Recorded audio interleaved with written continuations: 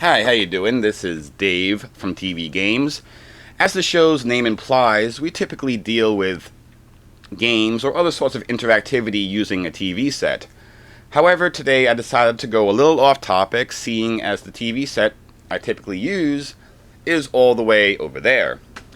And I'm in this nice little comfy spot here, and I don't feel like moving. So, today I decided we'll talk about some of my most favorite 1970s era board games.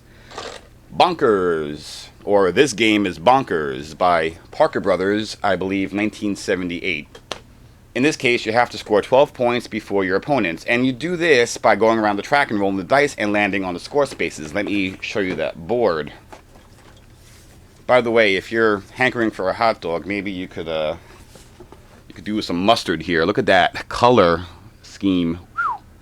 This is definitely 1970s at its finest, especially late 70s. Look at that, there's an explosion of stars happening in the score spots here. And a little sad lightning storm going on up here by the lose space. But I digress.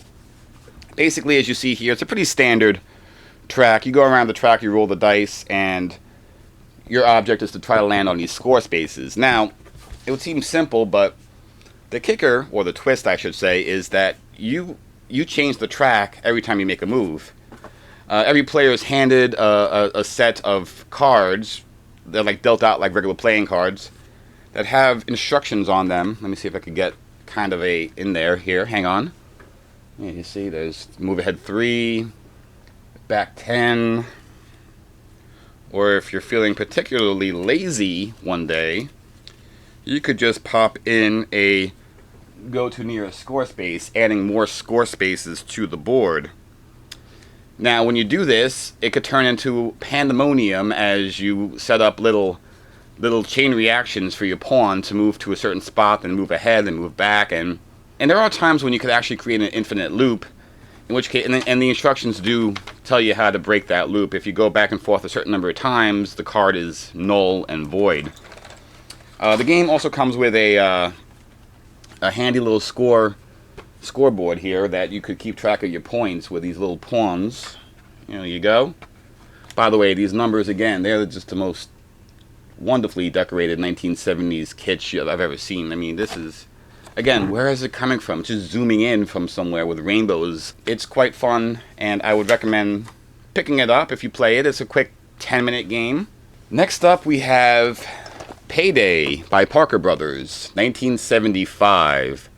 Now, this is a little bit of an oddball selection because this game is actually still being made, or at least was still recently being produced, because last time I went to a Toys R Us, I don't know, a couple of years ago, I did see this game on the shelves, albeit a more modernized version, which I'm sure I'm definitely changed all the graphics, and I maybe changed a few rules here and there. But for my money, the 1975 version is where it's at, because these graphics are just so fun to look at. These 1970s retro Peter Max-esque Yellow Submarine type graphics, and the caricatures of all these people, how they're very exaggerated and bubbly and elongated. It's just fun to look at and makes the game a little more enjoyable and definitely adds a pinch of whimsy. The object of Payday, as it's always been, is to have more money than your opponents at the end of a set number of months, which you determine at the start of the game. You just say, oh, I want to play a 6-month game. And every month is pretty much one trip through the calendar board here. There are mail spots where you get these mail cards. As you can see here, this is probably going to get a little... There you go. And sometimes it's something fun. Sometimes, like a postcard here. There you go. And those don't do anything. They're just fun to read, and you toss them away because they don't do anything. Other times you get bills, which you have to pay at the end of the month. So there you go. There's a bill. $800 for a dress. Daughter's wedding. And this is why you can't have kids, because they end up buying $800 dresses. Another spot in the game are the deal spots, where you pick up one of these cards, as you can see, these pink deal cards, and you're given a deal that you could take if you so desire. In this case, we have John Smith's autograph, $200. Now, if you land on the buyer space, you get $5.50 for that, cash money. However, if you never landed on that spot and you're stuck with it at the end of the game, it's worth nothing.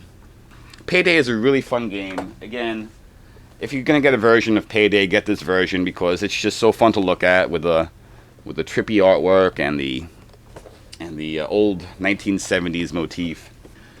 Finally, our last game that we're going to talk about today is Masterpiece, the art auction game. Now, this dates back to 1970. This version does, at least. I don't know how many other versions there are, but this is the definitive version in my book. The object of Masterpiece is to go around the board and buy up as much artwork for as low as possible while selling it back for as high as possible for maximum profit. Basically, it's art flippers, the game. The game board is quite simplistic. It's just a simple circle with this dude in the middle here. Who is that supposed to even be? It's probably someone famous, and I'm going to look stupid on camera. What's kind of fun is that this game assigns you a character, or you pick a card to assign yourself a character, and there are 6 characters with whom you could relate to. They're all a little stereotypical and quite silly, but they're fun. Roxy Big D Warrenson from Dallas, Texas, USA. Here she is. She's the widow of Bull Warrenson. Bull apparently was some great oil tycoon. Then we have Millicent Friendly, who does not look friendly in this game at all, in this picture. She is a spinster librarian from Central City, wherever that is, and apparently she has some money to spend on artwork, and that's her new favorite hobby. Then there's V. Elton Whitehall, Esquire. Here he is right here. I don't know why I'm speaking British now. But there you go. Count Francois de Benaire. Here he is. Look at that. He's one of those guys who likes to smoke cigarettes with a holder because his fingers are very important. Next we have Baron Dietrich von Oblitzer. Here he is. Look how his hands are. He's really ready to screw you over on that painting you wanted so bad. And, whoa, no dossier prior to World War II available. That's pretty dark. Bitsy Rich Wong Dabrowski Keys, which implies that she kept all her last names from her various marriages. Probably. These are kind of fun. They're fun to read, but these also have a secondary purpose, and it shows you the distribution of the value cards in the back so that you could buy and sell wisely. The game works as such. You go around the board, and there's a series of paintings available here. Let me see if I can get some of these out here. You see like a series of paintings. Like here's Nighthawks, of course. They're all real paintings and not some things that Parker Brothers decided to make up. And what you have to do is there's 2 piles, and whenever you buy a painting, you have to kind of secretly marry it up to a value card. So you kind of do that under the table there without looking at it, and then there you go. And this also comes with handy little clips that you could keep them together. Let's see if we get that there. There you go. And then only you, the owner, knows the value of the price. So in this case, this one's worth $700,000. And if you could try to sell this for more money than it's worth under the card, all the better. Now, of course, there are a couple of forgery cards in the pile, too, that makes the painting worth absolute. And I think some of the fun, too, is looking at this classic. It's like looking at some of these classic art pieces. And if you're very curious about what they are, they're also on the back. Like this one is The Golden Wall by Hans Hofmann. And the reason I know that is because it's written on the back. And this game's a trip when you play it. It's really fun because there are times when there's auction spaces where someone's an auctioneer and tries to drive up the price of a painting by having an auction amongst the players.